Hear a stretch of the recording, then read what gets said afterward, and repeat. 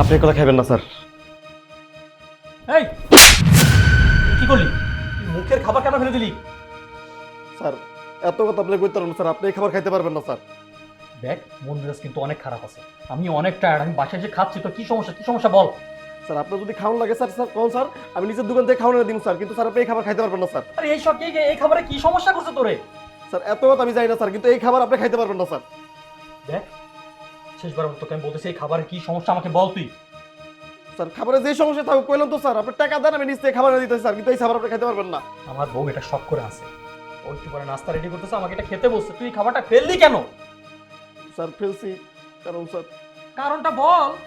এই খাবারে বিষ আছে। তুই মাথা খারাপ হয়ে গেছে, খাবারের বিষ কোথা থেকে আসবে? আশ্চর্য, এখানে কি হচ্ছে? এত বিষ বিষ কেন? কি বলতেছে এগুলা? দেখো না, আমি এটা খেতে নিচ্ছিলাম, ওর এত বড় সাহস ও আমার খাবারটা মুখের সামনে থেকে ফেলে দিচ্ছে। দেখো তো। কি তোর এত বড় সাহস? হ্যাঁ, তুই আমার হাজবেন্ডের মুখের থেকে খাবার কিনে নিয়ে ফেলে দিছিস? এই তুই এই কাজটা কেন করলি? কেন করলি? জানো ও কি বলতেছে? ও বলতেছে এই খাবারের মধ্যে নাকি বিষ আছে, এই জন্য নাকি ও খাবারটা ফেলছে। স্যার সত্যি বলতেছি স্যার, এই কলার মধ্যে বিষ আছে স্যার, আপনি এই কলা খাইবেন না। কি তুই কি বললি? হ্যাঁ, তুই এইটা বলতে চাচ্ছিস যে আমার হাজবেন্ডকে আমি যে খাবারটা দিয়েছি সেই খাবারে বিষ আছে? মানে আই কি বলতে চাস? স্যার আমি এত কিছু জানি না স্যার, আমি তো বললাম স্যার এই খাবারে বিষ আছে, আপনি এই খাবার খাইতে পারবেন না।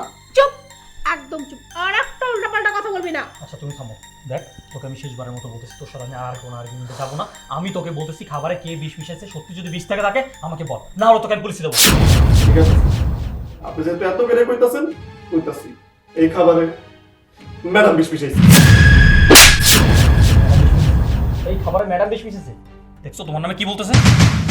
এখন আমি বুঝতে পারতেছি তুই এই কাজটা কেন করতেছিস, তাই না? এই তোর নামে আমি কোনো নালিশ দেইনি এতদিন পর্যন্ত, তোকে আমি অনেক ছাড় দিয়েছিলাম। জানো ঈশাদ, তোমাকে তো বলাই হয় নাই, কারণ ও তোমার অনেক পুরনো একটা কাজের লোক। তাই আমি ভেবেছি ওর প্রতি তোমার অনেক বিশ্বাস আছে, আমি না হয় নাই বলি, আমি নিজে থেকে ম্যানেজ করি।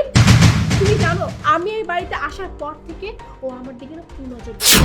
আমি যখনই একা থাকতাম লুকিয়ে লুকিয়ে আমাকে দেখতো, এমনকি বাজে বাজে ইঙ্গিত পর্যন্ত করতো। যখন আমি এসবের জন্য ওকে বকা দিয়েছি, তখনই প্রতিশোধ নেওয়ার জন্য ও এখন এই খাবারের বিষ মিশিয়ে আমাকে ব্লেম দিচ্ছে, যাতে করে তুমি আমাকে বাসা থেকে বের করে দাও। না না স্যার, বিশ্বাস করেন স্যার, ম্যাডাম মিথ্যা তো মিথ্যা স্যার। শোন, তোর চরিত্র আমি বুঝে গেছি। এতদিন তোকে আমি ভালো ভাবতাম, কিন্তু না, এতদিন তুই আসলে ভালো ছিলি, কিন্তু আমার বিয়ের পর আমার বউকে দেখে তোর মাথা ঘুরে গেছে। এই জন্য তুই উল্টা পাল্টা কাজগুলো করতেছিস, তাই না? তুই জাস্ট এখন এই বাড়ি থেকে বেরিয়ে যাবি, তোর মতো কাজের লোক আমার লাগবে না। স্যার এত বছর ধরে আপনার বাসায় কাম করি স্যার, আপনি আমার কোনো দাবি দিলেন না, আপনি ম্যাডামের কথাটা বিশ্বাস করলেন। স্যার আমি বেড়াই দিতেছি, কিন্তু স্যার এই জিনিসটা অনেক খারাপ লাগলো, আমার একটা মিথ্যা অপবাদ দিয়ে আপনার বাসাতে বাইর করে দিতেছে। ঠিক আছে স্যার, আমি যাইতেছি, কিন্তু স্যার আপনার কাছে আমার একটা আবদার, আপনি যদি আমার আবদারটা পূরণ করেন আমি এই মুহূর্তে বাসাতে বাইরে যাবো স্যার।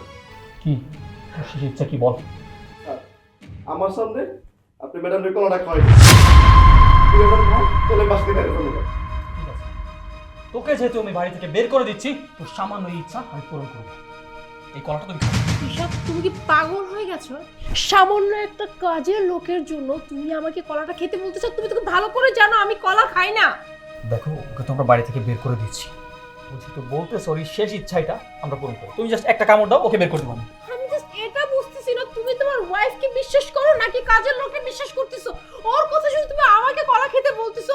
আচ্ছা তোমার কি হয়েছে বলো তো? আমি তোমাকে ভালোবাসি, আমি তোমার ওয়াইফ, আর তুমি আমাকে ট্রাস্ট করতে পারতেছো না? আর আমি কলা খাই না, কেন বুঝতেছো না? আমি তো জানি তুমি আমাকে ভালোবাসো, তুমি আমার ওয়াইফ। আমি জাস্ট বলতেছি ওই শেষ ইচ্ছাটা পূরণ করি। একটা মানুষকে বাড়ি থেকে তো অপমান করে বের করে দিচ্ছি, তুমি জাস্ট একটা কামড় দাও। হ্যাঁ করো, খাও। আমি খাবো না বলছি না, কারণ এই কলায় বিষ আছে। স্যার আমি আগেই বলছিলাম এই কলায় বিষ আছে, আর বিষটা ম্যাডামই বিষাইছে।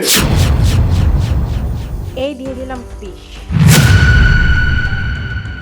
আর এখন এটা আমি ঈশাদকে খাওয়াবো।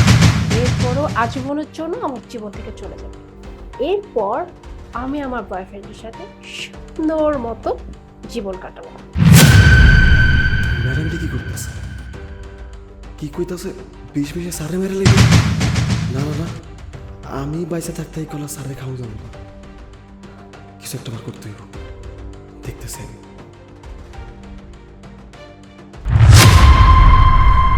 আচ্ছা ঠিক আছে, আমি তোকে সত্যিটা বলে দিচ্ছি। আমি তোমাকে বিয়ে করতে চাইনি, কারণ আমি তোমাকে ভালোই বাসি না। আমি অন্য কাউকে ভালোবাসি, আমি অন্য কাউকে বিয়ে করতে চাইছিলাম, কিন্তু দুর্ভাগ্যবশত আমার বাবা মা তোমার সাথে আমাকে বিয়ে দিয়েছে, তাও আমার ইচ্ছার বিরুদ্ধে। আমি তো তোমাকে ভালোবাসি, তাহলে আমি তোমার সাথে থাকবো কি করে? তাই তো আমি জাস্ট এই প্ল্যানটা করেছি, তোমাকে কোনোভাবে মেরে আমার রাস্তা থেকে যেন আমি বের করে দিতে পারি। তারপর আমি যাকে ভালোবাসি তার কাছে গিয়ে সুন্দর মতো জীবনযাপন করবো, তাকে বিয়ে করবো আমি। আমাকে তুমি বলতে, বিয়ের আগে তুমি আমাকে বলতে পারতে, আমি তোমাকে কোনোভাবে বিয়ে করতাম না। তোমাকে আমি বলতেছি, তোমার গায়ে হাত তোলার আগে তুমি জাস্ট তোমার সবকিছু গুছিয়ে এখান থেকে বেরিয়ে যাও, বেরিয়ে যাও।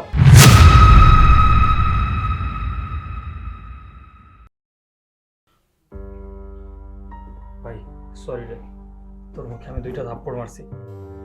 দেখ আমি না কোনোদিন কল্পনা করতে পারিনি যে আমার ওয়াইফকে আমার পিঠ পিছে এরকম কাজও করতে পারে। তুই সরাসরি আমাকে কেন বলিস না যে এরকমটা হয়েছে? স্যার আমি চাই নাই এই কথা আপনার মধ্যে কোনো অশান্তি তৈরি করতে। আমি ভাবছিলাম সব কিছু ঠিক হয়ে যাবে, কিন্তু আপনি যে আমার বাসা থেকে বাইর করে দিবেন, তখন চিন্তা করলাম আমি বাসা থেকে গেলে আপনারা কে দেখবো, তাই না পেরে সব কিছু করে দিছি। সত্যি কথা। আমাকে মাফ করে দেবেন। আর তুই তুই এই বাসা থেকে যাবি না? না স্যার, আমি আছি আপনার লগে স্যার।